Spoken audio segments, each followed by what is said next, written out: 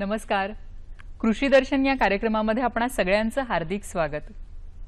मंडळी, भारत हा कृषीप्रधान देश आहे आणि आमच्या सह्याद्री वाहिनीवरून कृषीविषयक कार्यक्रम हे नेहमीच प्रसारित केले जातात याचा आम्हाला सार्थ अभिमान वाटतो. मंडळी, आज विज्ञानाने प्रचंड झेप घेतलेली आहे. म्हणजे रोज नवीन नवीन शोध लागत असतात आणि नवनवीन तंत्रज्ञान विकसित होत असतं आणि माणूस नेहमीच हे तंत्रज्ञान आत्मसात करण्याचा प्रयत्न करत असतो. एकीकडे माणसाची ही विज्ञान तंत्रज्ञानातली प्रगती आहेच. काळानुसार माणूस बदललाय, पण माणसाच्या काही मूलभूत गरजा आहेत त्या बदललेल्या नाहीयेत. उदाहरणार्थ अन्न आणि पाणी. माणूस विकसित झाला, प्रगत झाला, पूर्वीची झाडझुडपं गेली आणि सिमेंटची जंगलं आली आणि मग हळूहळू आपल्याला आपल्या या प्रगतीचे साईड इफेक्ट्स दिसायला लागले. निसर्ग लहरी होऊ लागला, पाऊस अवेळी झाला आणि मग हळूहळू पाण्याचं दुर्भिक्षही आपल्याला जाणवू लागलं. पिण्याच्या पाण्याचा एक मोठा प्रश्न आपल्यासमोर आहेच, पण त्याचबरोबर सिंचनासाठी पाण्याचा वापर हा देखील शेतकऱ्यांसमोर एक फार मोठा प्रश्न उभा राहिलेला आहे. आणि याच विषयावर आज आपण चर्चा करणार आहोत. या विषयातील तज्ज्ञ प्राध्यापक सुमंत जाधव आज आपल्या स्टुडिओमध्ये आलेले आहेत. त्यांचं आपण स्वागत करूया. नमस्कार सर. नमस्कार. प्राध्यापक सुमंत जाधव हे सिंचन व निचरा अभियांत्रिकी विभागामध्ये सहाय्यक प्राध्यापक म्हणून कार्यरत आहेत. सर, आपण आजचा जो विषय आहे तो की आत्ता जे आपल्याकडे पाणी उपलब्ध आहे त्याचा आपल्याला कार्यक्षम पद्धतीने वापर करायचा आहे, जेणेकरून ते पाणी आहे ते सिंचनासाठी पुरेपूर आपल्याला त्याचा वापर करता येईल. तर फळबागांचा जेव्हा प्रश्न येतो तेव्हा आपल्याला असंही हवंय की कमी पाण्यातही हवंय आणि कमी खर्चातही हवंय. तर अशा पद्धतीने काही सिंचनाच्या पद्धती आहेत का? हो, नक्कीच. कमी खर्चिक जर पद्धती म्हणलं तर एकंदरीत 3 पद्धती आहेत. त्यामध्ये पहिली पद्धत आहे मडका सिंचन पद्धत, दुसरी पद्धत आहे सलाईन बाटल्यांचा वापर व तिसरी पद्धत आहे डिफ्युजर तंत्रज्ञान. प्रथम आपण मडका सिंचन पद्धतीबद्दल थोडंसं बोलू. यामध्ये लहान फळझाडांसाठी 5 ते 6 लिटर क्षमतेचे मडके घ्यावे. जर झाड मोठे असेल तर त्यानुसार 15 लिटर क्षमतेचे मडके घ्यावे. त्याला खालून एक छिद्र पाडावे व त्यामध्ये एक चिंदी टाकून झाडाच्या मुळाजवळ एक खड्डा खांदून ते मडके त्यामध्ये ठेवावे, जेणेकरून मडक्याचे तोंड हे वरच्या बाजूला राहील आणि त्यामध्ये पाणी टाकून ते मडके झाकून ठेवावे, जेणेकरून बाष्पीभवन होणार नाही. या पद्धतीमध्ये मडके हे सच्छिद्र असल्यामुळे त्यामधून पाणी हळूहळू पाझरते व जमिनीमध्ये ओलावा निर्माण होतो. ही एक कमी खर्चिक पद्धत आहे. फक्त यामध्ये काळजी एकच घ्यावी लागते की आंतर मशागत करते वेळेस मडके फुटणार नाही याची आपल्याला काळजी घ्यावी लागेल. तसेच जनावरांकडून ते मडके फुटणार नाही याची आपल्याला काळजी घ्यावी लागेल. तसेच दुसरी पद्धत जी आहे सलाईन बाटल्यांचा वापर, ही सुद्धा एक कमी खर्चिक पद्धत आहे. सलाईन बाटल्यामध्ये सुद्धा स्वच्छ पाणी भरून आपल्याला घ्यावे लागेल, कारण जर आपण गढूळ पाणी जर वापरले तर सलाईन बाटल्यांची जी नळी आहे, ज्याचे की पाणी आपण झाडाच्या मुळाशी देतो, ते बंद पडण्याची शक्यता असते. बरोबर. तर सलाईन बाटल्यांचा सुद्धा वापर करताना आपल्याला झाडाच्या आळ्यामध्ये एखादी काठी रोवून किंवा झाडाच्या फांदीलाच ती सलाईन बाटली आपल्याला उलटी टांगती ठेवून आपल्याला थेंबा थेंबानं जसं आपण ठिबकमध्ये पाणी देतो तसं आपल्याला पाणी देता येईल. तर ही सुद्धा एक कमी खर्चिक पद्धत आहे. तिसरी पद्धत आहे डिफ्युजर तंत्रज्ञान. ही सुद्धा मडका सिंचन पद्धतीसारखीच आहे, परंतु या पद्धतीमध्ये थोडेसे जास्त तंत्रज्ञान वापरलेले आहे. यामध्ये आपण एक उभट आकाराचे भांडे घेऊन ते जमिनीमध्ये गाडून 1 ते 1.5 इंचचा फक्त वर राहील भाग एवढा वर ठेवतो आणि त्यामध्ये ठिबकच्या सहाय्यानेच पाणी देतो. बरं. ठिबकमध्ये पाणी पृष्ठभागावर पडण्याऐवजी यामध्ये पाणी थोडेसे आत पडते, त्यामुळे ही पद्धतमध्ये अजून थोडंसं ठिबकपेक्षाही पाणी बचत जास्त होते. बरोबर आहे, कारण पाणी जिथे गरज आहे पाण्याची तिथपर्यंत जाऊन पोहोचतंय.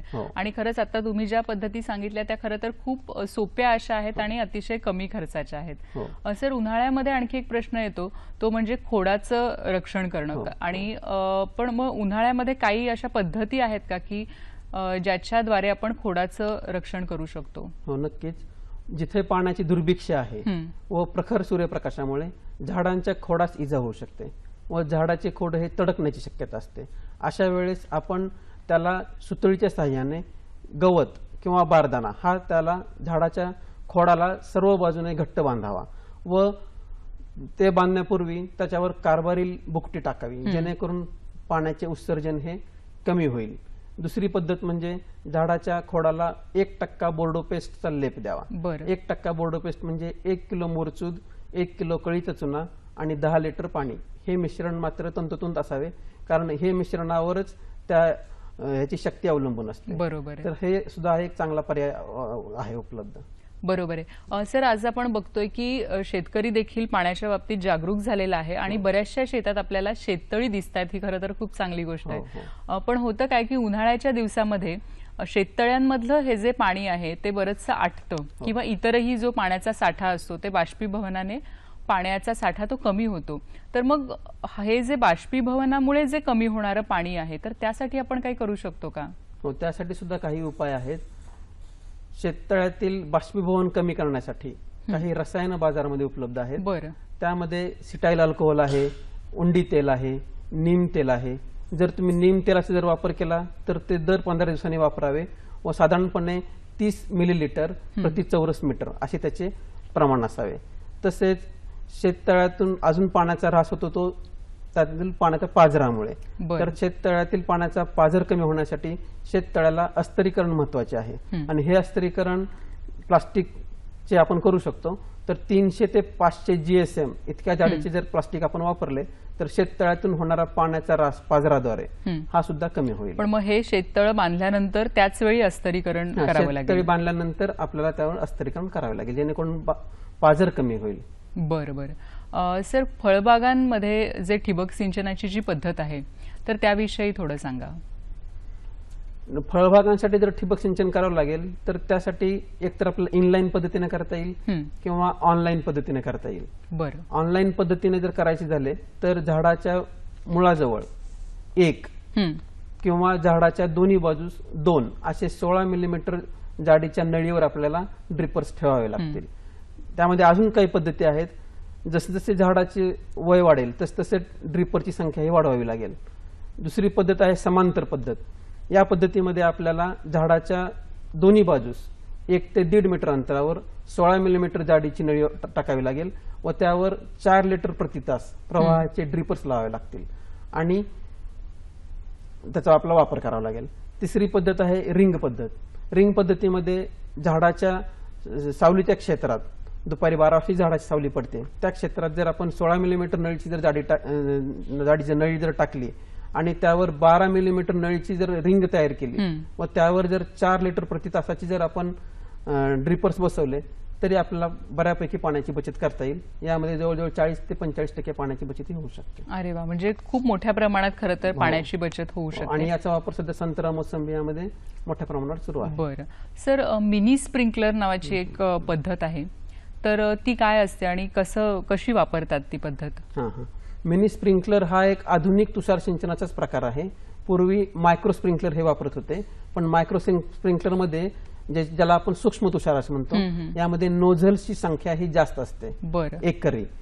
तसं मिनी स्प्रिंकलर मध्ये एकरी फक्त 40 ते 44 नोझल आपण वापरू शकतो व या पद्धतीमध्ये कमी नोझल असल्यामुळे सुद्धा आणि त्याचा जो फवारा जो हा पडतो हा 8 ते 10 फुटापर्यंत लांब पडतो आणि ही पद्धत हंगामाच्या सुरुवातीला आणि शेवटी म्हणजे मांडणी करण्यासाठी आणि काढणी करण्यासाठी सुद्धा तुलनेनं शेतकऱ्यांना सोपी आहे.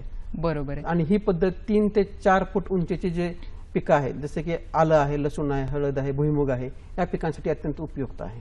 बरोबर आहे. सर, अगदी थोडक्यात सांगा की भूमिगत ठिबक सिंचन नावाचा जो प्रकार असतो तर त्याच्यामध्ये काय केलं जातं? भूमिगत सिंचन पद्धती म्हणजेच आपण त्याला सबसर्फेस इरिगेशन असं म्हणतो किंवा भूपृष्ठांतर्गत पद्धत असं म्हणतो. यामध्ये आपण जमिनीच्या खालून पिकांना पाणी देतो व जमिनीच्या खालून पिकांना पाणी दिल्यामुळं एकतर पृष्ठभागावर पाणी असेल तर बाष्पीभवनाने पाणी उडून जाते. तसं या पद्धतीमध्ये बाष्पीभवनाचा वेग हा खूप कमी असतो व पृष्ठभाग हा कोरडा राहिल्यामुळे त्यामुळे तणांचा प्रादुर्भाव खूप कमी होतो. त्यामुळे ही पद्धत खूप उपयोगी आहे. तेही वापरले तरी पाण्याची बचत ही खूप मोठ्या प्रमाणात होते. नक्कीच सर, आपण खूप छोट्या छोट्या गोष्टी सांगितल्या आणि ज्या खरं तर वापरायला खूप सोप्या आहेत अशा पद्धती सांगितल्या की जेणेकरून आपला जो पाण्याचा साठा आहे त्याचा आपण पुरेपूर आणि योग्य पद्धतीने वापर करू शकतो. सर, आज आपण इथे आलात आणि आमच्या दर्शकांना अतिशय मोलाचं असं मार्गदर्शन केलं तर आमच्या सर्व दर्शकांच्या वतीने आणि आमच्या टीमच्या वतीने मी आपली मनपूर्वक आभारी आहे. धन्यवाद.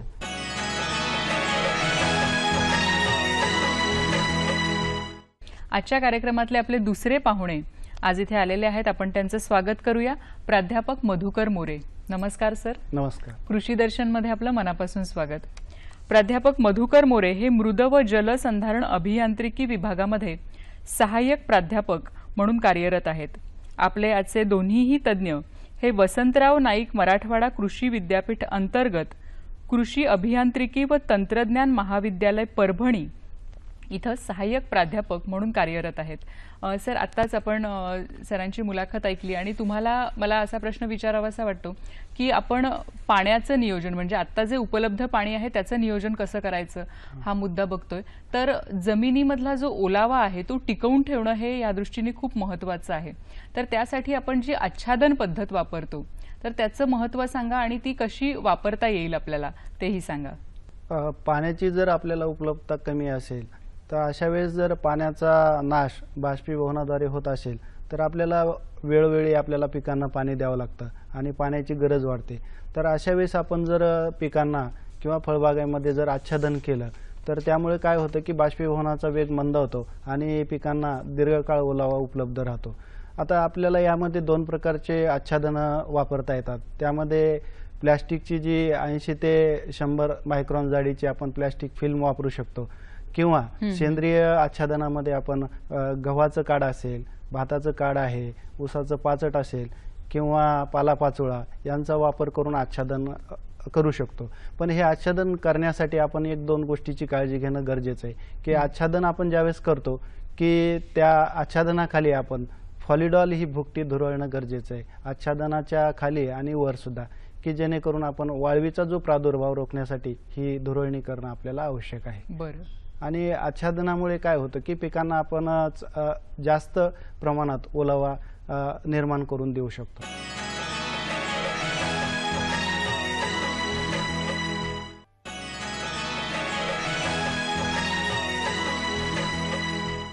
सर, याचप्रमाणे आपण जेव्हा झाडं लावतो तेव्हा पानातून पण बरंचसं पाणी जे असतं ते बाहेर पडतं, उत्सर्जन होतं. तर हे रोखण्यासाठी आपण काही करू शकतो का? नक्कीच. पाण्याची उपलब्धता आपण लक्षात घेऊन की झाडावरील जी पानांची जी संख्या आहे आपण कमी करू शकतो. त्यासाठी आपल्याला झाडाची हलकीशी छाटणी करणं गरजेचं आहे. जर पाणी खूपच कमी उपलब्ध असेल तर आपण फळांची सुद्धा संख्या मर्यादित ठेवू शकतो. आता झाडांची जी छाटणी करताना आपल्याला 2-3 गोष्टीची काळजी घेणं गरजेचं आहे की ज्यावेळेस आपण फांद्यांची छाटणी करतो तर आपण धारदार सिकेटरचा किंवा कात्रीचा वापर करणं गरजेचं आहे. आणि दुसरी गोष्ट म्हणजे की फांदी पिचणार नाही ही बाब आपण लक्षात घेतली पाहिजे. आणि ज्या ठिकाणी आपण फांदी कापली गेली आहे त्या ठिकाणी बोर्डो पेस्ट लावणं गरजेचं आहे. दुसरी महत्त्वाची गोष्ट म्हणजे की फळबागामधून बाष्पीभवनाचा जे फळबाग आहेत पानामधून होणारं जे बाष्पीभवन आहे हे फार मोठ्या प्रमाणावर होतं. तर अशा वेळेस आपण 15 दिवसाच्या अंतरानं जर 5% प्रमाणात केओलिनची फवारणी केली तर आपण बाष्पीभवनाचा वेग सुद्धा कमी करू शकतो. आणि सायंकाळच्या वेळी जर आपण पानावर पाण्याचा जर आपण पंपाच्या सहाय्याने फवारा मारला तर काय होतं की त्या पानामधून जे होणारं उत्सर्जन आहे त्याचा वेग मंदावतो. आणि बऱ्याच वेळा आपण ज्यावेळेस फळझाडे तानावर ठेवतो त्यावेळेस पानांचं तापमान वाढतं आणि अशा वेळेस जर आपण पाण्याचा फवारा मारला तर पानातून होणारं उत्सर्जन कमी होतं. आणि 2 गोष्टी महत्त्वाची की झाडाचं जे अंतरंग आहे त्यामध्ये गारवा निर्माण होतो आणि जी पानांची जी कर्ब ग्रहण करण्याची जी शक्ती ती सुद्धा उंचावते. बरोबर आहे. ह्या देखील अगदी साध्या गोष्टी आहेत की संध्याकाळी झाडांना आपण पाणी फवारू शकतो. सर, फळबागांमध्ये देखील मोठ्या प्रमाणात बाष्पीभवन होत असतं तर ते कमी करण्यासाठी आपण काय करू शकतो? आता जसं जसा उन्हाळा वाढत जाईल तसं बाष्पीभवनाचा वेग वाढत जातो. आणि अशा वेळेस आपण जे सुरुवातीला नवीन जे रोपं किंवा कलमं लावलेली आहेत यांना जास्त मोठ्या प्रमाणावर इजा, कारण त्यांची मुळं खोलवर गेलेली नसतात. तर अशा वेळेस आपण त्या कलमांना किंवा रोपांना त्यांच्या उंचीच्या थोडा जास्त उंचीचा आणि जे आपल्याकडे उपलब्ध साहित्य आहे त्यामध्ये आपण तुराटे असतील तर त्याचा वापर करून जर आपण त्याला मांडव केला तर त्या झाडांना आपण सावली निर्माण करून त्या झाडाला सूर्यप्रकाशापासून सुद्धा जी होणारी इजा असेल किंवा बाष्पीभवनाचा जे काही होणारा पाण्याचा नाश आहे हा सुद्धा आपण कमी करू शकतो. बरोबर आहे. सर, ह्या सगळ्यावर ठिबक सिंचन आणि तुषार सिंचन ही खरं तर खूप मोठी काळाची गरज आहे असं म्हणायला हरकत नाही. तर काय सांगाल ह्याच्याबद्दल? अतिशय दोन्ही पद्धती अतिशय कार्यक्षम आहे. त्यामध्ये ठिबक आणि तुषार सिंचन पद्धती आणि आज शेतकऱ्यांमध्ये सुद्धा यांच्या वापराकडे मोठ्या प्रमाणावर मागणी होत आहे आणि त्याचं महत्त्व सुद्धा आज सर्वसामान्य शेतकरी बांधवांना समजलेलं आहे. आपण ठिबक तुषारच्या बाबतीत असं म्हणू शकतो की ठिबक तुषाराची किमया आहे न्यारी, पाणी वापर काटकसरीनं उत्पन्न मात्र भारी. अरे वा. तणांचा रान बांधणीची गरज नाही, तणांचा बंदोबस्त होई, खर्चाच्या बचतीबरोबरच मजुरी कपात होई, असे अनेक फायदे असणाऱ्या या दोन्ही पद्धती आहे. तर या पद्धतींचे जर आपण फायदे जर पाहिले तर त्यामध्ये काय होतं की दोन्ही पद्धतीत पाणी वापर कार्यक्षमता ही अतिशय चांगली आहे. त्यानंतर रान बांधणीची गरज नाही. अजून ठिबकचा वापर जर आपण केला तर डोंगर उतारावर सुद्धा आपण ठिबक ज्या दाब नियंत्रित तोट्यांचा जर आपण वापर करून फळबागा आपण जिवंत ठेवू शकतो. त्या प्रमाणात जे पाण्यात विद्राव्य खते आहेत ती सुद्धा आपण ठिबकद्वारे किंवा तुषारद्वारे आपण पिकांना देऊ शकतो. त्यामुळे खताची जी खर्चामध्ये 30 ते 35% पर्यंत आपल्याला कपात करता येते. आणि सर्वात महत्त्वाची बाब खत वापराची जी कार्यक्षमता आहे ती सुद्धा यामुळे वाढते. आणि पाण्याच्या बचतीबरोबरच दोन्ही पद्धतीमध्ये जे पिकाचं किंवा फळांचं जे भाजीपाल्याचं जे उत्पादन मिळणार आहे हे अतिशय दर्जेदार आणि गुणवत्तापूर्ण असतं. बरोबर तर हे आहे सर. अत्यंत चांगले फायदे आपल्याला या दोन्ही पद्धतीच्या अवलंब केल्यामुळे मिळतात. सर, जेव्हा आपण ऊस उत्पादनाबद्दल बोलतो तेव्हा असं असतं की ऊस उत्पादन म्हणजे जास्त पाणी किंवा ह्या पिकाला जास्त पाणी लागतं. तर असं काही तंत्रज्ञान आता विकसित झालेलं आहे का की कमी पाण्यामध्ये आपण ऊसाचं पीक घेऊ शकतो? ऊस साधारणतः ऊस पिकाला सर्वात जास्त पाणी लागतं. पण आज बऱ्याच प्रमाणामध्ये जे कमी पाण्यात येणारे सुद्धा वाण विकसित झाले. तर त्याचा जर आपण शेतकऱ्यांनी अवलंब केला तर निश्चितपणे आपल्याला जे काही ऊसाला लागणारी पाण्याची गरज ही कमी करू. जर आपल्याकडे कमी करता येते, आपल्याकडे जर पाण्याची उपलब्धता कमी असेल तर अशा वेळेस आपण ऊसाला एक आड एक सरी म्हणजे एक सरी सोडून जर पाणी दिलं तर पाण्याच्या साधारणपणे आपण 50% पाण्याची बचत करू शकतो. आणि पाण्याचा ताण जर आपल्याला खूपच पडत असेल तर अशा वेळेस आपण जे ऊसाचं जे झाड वाढलेलं असतं त्यामध्ये जी वाळलेली पानं असतील, खालच्या बाजूची वाळलेली पानं किंवा पक्व झालेली पानं ती जर आपण तोडून त्या ऊसाच्या सरीत जर टाकली तर त्याचा आच्छादन म्हणूनही वापर होतो आणि ओलावा टिकवण्यासाठी सुद्धा त्याची चांगली मदत होते. बरोबर आहे. नक्कीच सर, खरोखर खूप महत्त्वाची अशी माहिती आज आपण आमच्या सर्व दर्शकांना दिलेली आहे. दर्शक हो, आज आपण उपलब्ध पाण्याचं कार्यक्षम पद्धतीने सिंचनासाठी कसा वापर करायचा हे आपण पाहिलं. मला वाटतं पाण्याचा प्रत्येक थेंब आणि जमिनीचा म्हणजेच मातीचा प्रत्येक कण हा महत्त्वाचा आहे आणि त्याचं महत्त्व आपण जाणून घ्यायला हवं, तरच पुढचा काळ हा आपल्यासाठी सुकर असेल. सर, आज आपण इथे आलात आणि अतिशय महत्त्वाचं असं मार्गदर्शन केलं, त्याबद्दल दूरदर्शनच्या सह्याद्री वाहिनीतर्फे मी आपले मनपूर्वक आभार मानते. धन्यवाद. नमस्कार.